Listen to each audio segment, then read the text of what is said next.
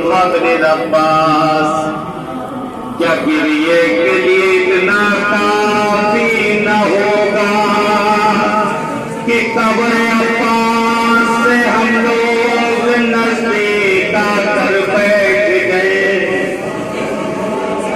किस तरह से हमारे दिल ने गवारा किया कि हम अब्बास के पास आकर बैठे।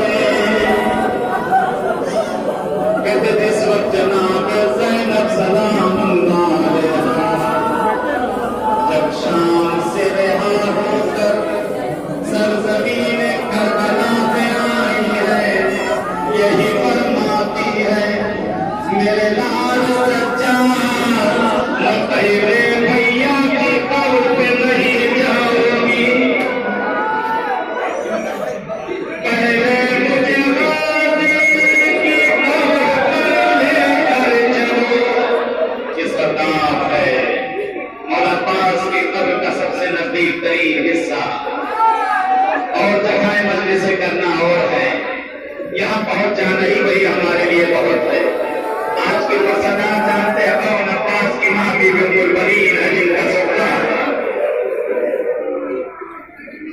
वही मां जिसने कहा था अब्बास मैं तेरे दूध को हलाल न करूंगी कि तेरे होते हुए ज़ैनब की रजा छिन गई। कहते अभी भी बीमार भागे भागे आगे तो ऐसा न कहे दादी अम्मा, जब तक हम वो जिंदा थे किसी की मजाक न दिखाइए कि तरफ देखिए।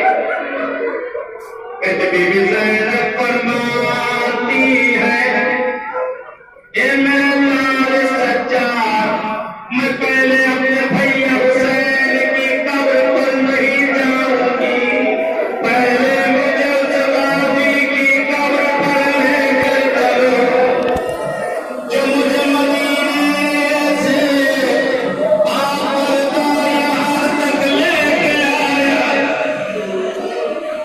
कहते सज्जाद ने तो फिक्रे दिल मसाइल के चंद जुड़े हैं, आका हुसैन अपने भैया के कोसा लेने के लिए जगह पर मौजूद होंगे।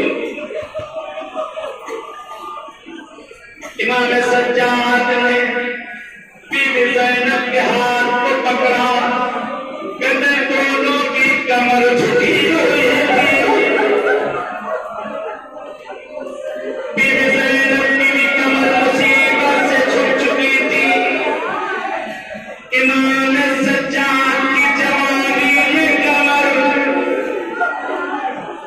उठ के हाथ को पकड़े हुए कहते एक जगह पे लाकर रोक दिया।